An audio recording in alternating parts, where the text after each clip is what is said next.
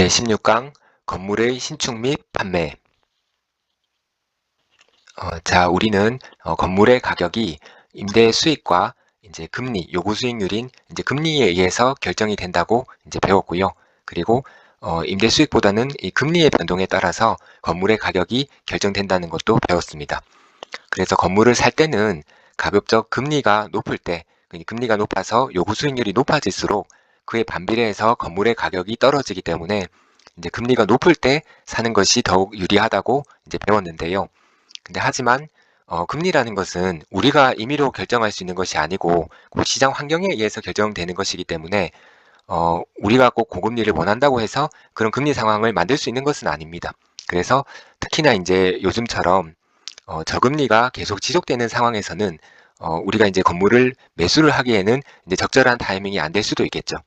그렇다면은 이렇게 저금리가 지속되는 상황에서는 건물을 매매를 하지 못하고 그러면 쉬어야 하는 것일까요? 물론 고금리 시기에는 금리가 높을 때는 당연히 건물 가격이 저렴해지는 시기이니까 이런 때는 건물을 매수 관점에서 접근하는 것이 유리합니다. 하지만 저금리 시기 때는 건물이 이제 가격이 높은 상태이죠. 그래서 이럴 때 건물을 산다고 하더라도 임대 수익률도 높지 않고 또 나중에 다시 되팔려고 할 때에도 이제 매각 차익도 많이 기대하기가 힘든 상황인데요. 이런 시기는 우리가 매수자의 관점에서 본다고 하면 건물을 사기에 적절한 시기가 아니지만 입장을 바꾸어서 만약에 우리가 판매자의 입장에 설 수 있다고 하면 반대로 좋은 값을 받고 건물을 팔 수 있는 호식이라고 생각을 할 수가 있을 것입니다. 그래서 우리가 꼭 고금리 시기에만 건물을 매수할 수 있는 것은 아니고 지금처럼 저금리 시기가 된다고 하면 이럴 때 보유 건물이 있다고 하면 매각을 하거나 아니면 우리가 현재 갖고 있는 건물이 없다고 하더라도 건물을 신축해서 분양하는 판매하는 이제 그런 사업을 고려해 볼 수가 있는 것입니다. 여기서 이제 건물을 신축하는 사업이라고 하면 이것은 이제 부동산 개발업이라고 하는 하나의 이제 사업 영역인데요. 이렇게 생각해 보면 사실 나는 이제 부동산 개발업을 해본 경험이 없다고 생각을 대부분 하실 겁니다. 그래서 이게 부동산 개발업이라는 것이 하나의 어떤 독립적인 사업 영역인 것은 맞지만 우리가 경험해 볼 수 있는 것으로서 단독주택 용지를 사서 내 집을 직접 짓는다거나 아니면은 제조업이라든지 아니면 이런 사업을 하시는 분들도 사업체가 사용하고 있는 사옥이라든지 매장이나 창고 같은 그런 영업용 시설들이 공간이 부족할 때 현재 쓰고 있는 건물을 더 증축하거나 아니면은 인근에 조금 더 넓은 부지를 확보를 해서 거기에다가 신축을 해서 영업용 공간을 이제 짓는 이런 경험들을 해보실 수가 있고 부동산 개발업이라고 하는 것도 본질적으로는 이렇게 개인들이 내 집을 직접 짓는다거나 아니면 사업체가 자기가 자가 사용할 건물을 건축하는 것과 본질적으로 다르지가 않습니다. 그래서 실제로 우리 주변에서는 이렇게 사업체에서 자기가 자가 사용할 건물을 먼저 개발하는 것을 경험해본 사업체 사장님들이 이 개발 경험을 바탕으로 해서 건물 신축 분양 사업에 도전하시는 경우도 제법 있습니다. 그래서 이 건물을 신축하는 사업의 절차를 대략적으로 살펴보면 일단은 건물을 지을 대상이 되는 토지 매입하는 것이 이제 첫 번째 단계가 될 것이고요. 그리고 그 토지에서 이제 건축 허가를 득하고 그리고 이 건축 허가를 받은 그 도면을 가지고 이제 시공사랑 공사 견적을 협의를 해서 시공사를 선정하는 것이 그 다음 단계가 됩니다. 그리고 이렇게 우리가 건축 허가를 준비하고 있는 건축 계획이랑 우리 시공사를 가지고 대출 승인을 받게 되고요. 그리고 이렇게 대출 승인을 받아서 건물을 지을 수 있는 사업비를 확보하게 되면 착공을 할 수 있고 또 대부분 착공과 동시에 이제 판매를 개시를 하게 됩니다. 그래서 건물을 신축하는 절차는 이렇게 간략하게 대략적으로 봤을 때 이 정도의 절차로 해서 진행이 된다고 보시면 됩니다.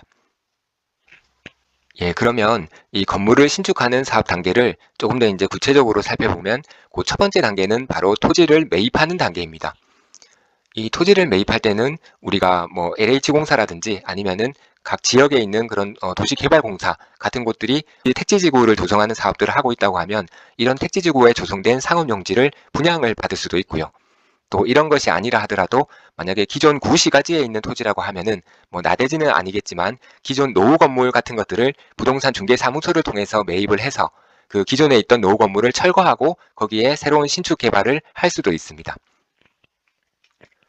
그리고 이렇게 토지를 매매할 때 가장 중요한 것은 바로 아주 정확한 것은 아니라 하더라도 계략적으로 그 토지에다가 어떤 건물을 지었을 때 어느 정도의 수익성이 날 수 있는지를 먼저 계략적인 사업성 검토를 해봐야 한다는 것입니다. 예를 들어서 어떤 토지에다가 만약에 상가 건물 같은 걸 짓는다고 구상을 한다고 했을 때 그 주변 지역에 형성된 임대 시세가 있겠죠. 그래서 우리가 건물을 몇 평 정도로 지었을 때 이 건물에서 우리가 기대할 수 있는 임대 시세는 얼마고, 그거를 근거로 해서 그 임대 시세랑 현재 우리가 갖고 있는 요구 수익률인 금리를 대입을 해서 우리는 이 건물을 준공했을 때 준공 건물의 어떤 적정 가격, 준공 후 예상 가격이라는 것을 도출해 볼 수가 있습니다. 이게 우리가 기대할 수 있는 이제 수익이 되는 것이고요. 이제 여기에 대비해서 이 건물을 짓는 데 들어가는 이제 원가를 계산해 보면 계략적으로 일단 토지비는 우리가 토지를 계약하는 금액이라고 볼 수 있겠죠. 여기에다가 뭐 취득세나 이렇게 해서 한 5% 정도 금액을 이제 추가를 해서 우리는 토지비로 보통 잡을 수가 있고, 그리고 건축비 같은 경우에는 건물을 짓는 어떤 등급에 따라서 조금 건축비가 편차는 있겠지만 대략적으로 한 평당 600만 원에서 800만 원 정도, 요 정도를 우리가 이제 계략적인 건축비로 잡고 이렇게 토지비와 건축비를 합한 것이 우리가 건물을 짓는 데 들어가는 총 원가라고 계산을 해볼 수가 있습니다. 이렇게 해가지고 우리 준공 후 예상되는 건물 가치와 우리가 건물을 짓는 데 들어간 총 원가의 차이를 계산을 해봐서 어느 정도 충분한 이익이 나올 수 있다고 판단이 될 때, 요런 때 요 토지에 대해서 이제 매매를 결정할 수가 있는 것입니다. 그리고 이제 두 번째 단계는 바로 건축 허가입니다. 우리가 보통 뭐 땅을 매입한 다음에 내 명의로 땅을 소유한 상태에서 건축 허가를 이제 신청을 할 수 있으면 가장 좋겠지만, 이 토지 매매 대금을 이제 자기 자금으로 직접 다 지급하는 것은 이제 쉽지가 않습니다. 그리고 만약에 그래서 이걸 대출을 받아서 내고자 할 때에는 그 대출해주는 금융기관에서도 이 땅이 제대로 개발이 되어서 개발 사업을 통해서 충분히 대출을 상환할 수 있다는 것을 보통 확인하기를 원하기 때문에 건축허가가 난 땅에 대해서 대출을 지급하는 것이 좀 더 수월한 그런 실정입니다.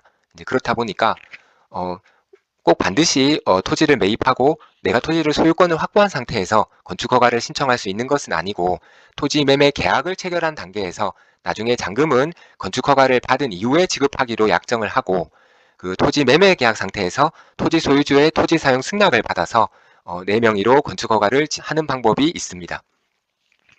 그리고 나중에 이제 이 사업에 시공사라든지 대출금융기관이라든지 더 추가적인 사업 관계자들이 참여를 하게 되면 건축주가 해야 되는 일을 하더라도 이런 시공사라든지 대출금융기관의 도움을 받아서 업무를 할 수도 있습니다. 예를 들어서 우리가 이제 건물을 신축해서 분양을 하고자 할 때 좋은 분양대행사를 잘 모를 경우에는 시공사가 이런 분양대행사를 소개해줘서 사업을 할 수도 있고, 또는 이제 개발계획 가지고 대출금융기관에 신청을 했는데 대출금융기관이 봤을 때 이 사업 개발계획 자체는 아주 훌륭하지만 시공사가 조금 부족하다고 만약에 생각을 한다면 대출금융기관이 본인이 알고 있는 시공사를 소개해서 이 사업을 이제 진행할 수 있도록 도와줄 수도 있습니다. 근데 하지만 이 건축 허가를 받는 것 자체는 먼저 이 사업을 하고자 하는 시행자가 직접 할 수밖에 없는데요.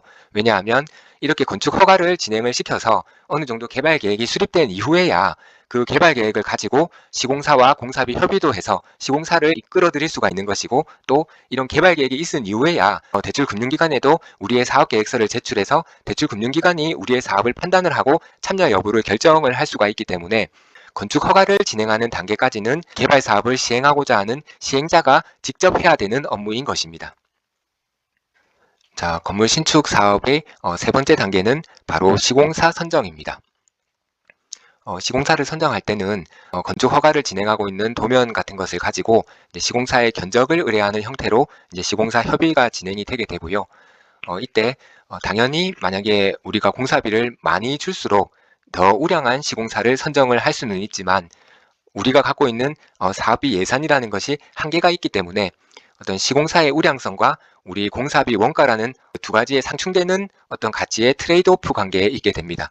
그래서 우리는 뭐 가급적이면은 이 건물을 안전하게 그리고 더 뛰어난 품질로 준공을 해줄 수 있는 좋은 시공사를 선정하고 싶지만, 그러려고 할수록 많은 비용이 들어가기 때문에 우리는 적절한 선에서 어떤 시공사의 등급 그레이드를 타협을 할 필요가 있습니다.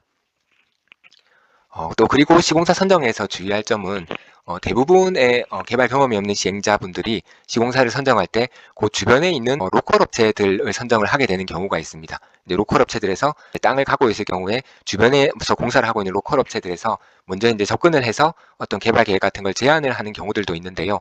그래서 이제 이런 업체들이랑 사업을 하기 위해서 이제 계약을 맺고 진행을 하다가 대출 금융기관으로 갔을 때 로컬 업체의 시공사 교체를 요구를 하는 경우도 생길 수가 있습니다. 그래서 나의 이제 어떤 공사비 조건이라든지 이런 것을 잘 맞춰줄 수 있는 시공사라고 하더라도 시공사의 어떤 재무적인 역량, 시공 경험 이런 것들이 너무 떨어지는 업체를 선정을 하게 된다면 나중에 대출 협의에서 문제가 발생할 수도 있기 때문에 어느 정도 나의 기준뿐만 아니라 대출 금융기관의 눈높이에서도 인정할 수 있을 만한 그런 시공사를 선정하는 것이 필요합니다. 자, 그리고 네 번째 단계는 이제 대출 승인입니다. 건축 허가를 진행을 하면서 시공사 선정을 하고 나면 우리가 갖고 있는 개발 계획과 이 시공사를 가지고 대출 금융기관에 대출 신청을 할 수가 있습니다.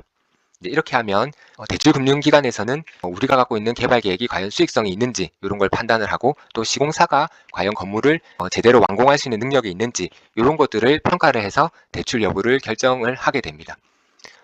그리고 이 대출 금융기관의 관점에서 조금 생각을 해보면 이 대출 금융기관들은 만약에 이 개발 사업에 자기들이 대출을 했으면 자기들이 얻을 수 있는 것은 이 건물이 준공되었을 때 이 준공 건물을 담보로 잡을 수 있게 되는 것이겠죠. 그래서 이 대출 금융기관들이 첫 번째로 보게 되는 것은 과연 이 사업에 참여하는 시공사가 이 자기들이 예정대로 이 준공 건물을 담보로 잡을 수 있도록 이 건물을 준공할 수 있는 능력이 되는지 그것을 이제 첫 번째로 먼저 보게 되고요. 그리고 두 번째는 이 건물이 준공되었을 때 과연 어느 정도의 가치가 있는지 이거를 판단을 하고 이 준공 건물을 담보로 잡았을 때 본인들의 대출금이 충분히 그 준공 건물의 담보 범위 안에서 회수가 가능한지를 판단을 하게 되는 것입니다.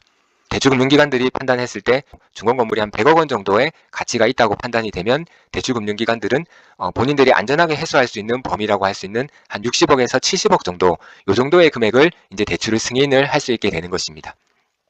그리고 이 사업에 같이 참여하는 대출 금융기관이나 시행자나 시공사들은 각각 이제 본인들의 입장이 다르고 본인들이 갖고 있는 관점이 각각 다 다릅니다. 그래서 시행사 같은 경우에는 당연히 본인의 사업에서 수익을 극대화를 하고 싶겠지만 대출 금융기관의 목표는 이 수익 극대화가 아니죠. 이 대출 금융기관의 목표는 어디까지나 본인들의 대출금을 안정적으로 회수하는 것입니다. 그래서 이 대출 승인을 받는 과정에서 이 사업 계획에 대해서 여러 가지 조정이 이루어질 수 있는데 대표적으로 이제 아까 말씀드렸듯이 시공사가 만약에 완공을 할 수 있는 능력이 너무 떨어진다고 대출금융기관이 생각을 한다면 이 시공사의 교체 같은 것을 요구할 수가 있고요. 그리고 건물의 종류에 있어서도 만약에 아파트 같은 주거 상품이라고 하면 만약에 우리가 처음에 예상했던 대로 분양이 잘 되지는 않는다 하더라도 한 10%, 20% 정도 할인을 하거나 아니면은 전세를 놓거나 이런 방법으로 대출금을 회수하는 것이 비교적 용이한 편인데 이와 반대로 상가 같은 경우에는 또 수요 예측에 실패해가지고 제대로 분양이 되지 않고 또 주변에 상권이 제대로 활성화가 되지 않아가지고 이렇게 1년 이상 이렇게 뭐 장기간 공실이 나거나 하게 되면은 이 상가 건물 같은 경우에는 가격의 가치가 결정되는 것이 임대 수익에다가 요구 수익률인 금리를 나누어서 이제 적정 건물 가격을 산출을 하게 되는데 임대 수익이 장기간 공실로 빵원이 되어버리면 그 건물의 가치 자체를 산출하기가 힘들겠죠. 이렇게 되어버리면 거기에 대출을 한 대출금융기관의 어떤 담보로서도 제대로 기능을 하지 못하게 될 수가 있습니다. 그래서 대출금융기관들은 이렇게 건물의 종류에 있어서도 대출금 회수가 더 용이하다고 생각하는 주거시설의 비율을 높이고 상업시설의 비율을 줄이라든지 이런 식으로 개발 계획에 대해서도 여러 가지 의견을 제시하고 조정이 이루어지게 됩니다. 자, 이렇게 건물 신축 분양사업의 마지막 이제 단계는 착공 및 판매가 될 것입니다. 우리가 시공사를 선정하고 이제 대출 승인을 받아서 이 건물을 완공할 수 있는 자금을 확보하게 되면 이제 우리는 착공을 할 수가 있습니다. 그리고 통상적으로 착공을 하면서 바로 이제 신축 판매 분양을 하게 되는데 이 건물의 어떤 규모에 따라서 지역 부동산들에 이제 위탁을 해서 판매를 의뢰를 할 수도 있고 규모가 아주 클 경우에는 별도로 분양 대행사를 선정하고 또 별도로 이제 그런 상담을 할 수 있는 공간인 모델하우스를 지어서 분양을 하기도 합니다. 그리고 분양을 이제 시작하고 한 뭐 1개월, 2개월 지났을 때 우리가 기대했던 것보다도 이제 분양이 미진할 경우에는 상가 건물 같은 경우에는 임차인을 사전에 확보를 해서 그 임대 수익률을 계산해서 분양을 받으려는 사람들이 쉽게 이제 분양 의사결정을 할 수 있도록 확정 임대료를 보장을 해준다든지 아니면은 일반 주거시설 같은 경우에는 할인 분양을 하게 되면은 기존에 분양을 받았던 분들이랑 이제 분쟁이 생기고 여러 가지 좀 곤란한 문제가 생길 수 있으니까 뭐 새롭게 이제 분양자들을 유치를 하기 위해서 안에 이제 빌트인 가정시설 같은 것을 무상 옵션으로 제공을 한다든지 아니면은 뭐 취득세를 대납해 준다든지 이런 식으로 금전적인 혜택을 줘서 이제 명목적인 분양 가격은 유지를 하면서 이런 분양 혜택 같은 것을 통해서 건축 활동을 실시를 하게 됩니다.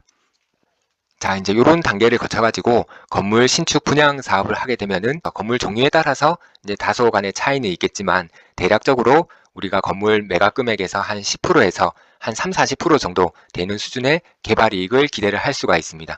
통상적으로 우리가 뭐 아파트라든지 이런 주거시설 같은 경우에는 어느 정도 수요가 안정적인 그런 장점이 있지만 또 반면에 또 너무 가격을 높여서 판매할 수 있는 것은 아니기 때문에 개발 사업 안에서도 이제 저위험 저수익으로 한 10% 정도 내외의 이제 기대 수익률을 갖고 아파트 사업을 하게 되고요.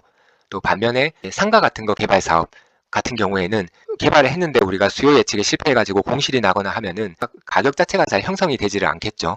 이제 그렇기 때문에 만약 그런 상황이 되면은 훨씬 더 많이 이제 할인 분양을 해서 나중에 처분을 해야 될 수도 있기 때문에 통상적으로 상가 건물 같은 경우에는 최초의 사업의 기대이익이 한 30%, 40%, 한 30%에서 한 50% 정도 이렇게 높은 기대이익이 예상되지 않을 경우에는 사실 사업을 시작하기가 쉽지가 않습니다. 그래서 이렇게 건물의 종류에 따라서 조금씩 이제 개발이익의 차이가 날 수가 있고요. 이러한 수익률은 어디까지나 전체 총 사업비에 대비해서 이제 그 정도의 수익을 말하는 것이고 이것이 건축주가 가지고 가는 실제로 수익률은 아니고요.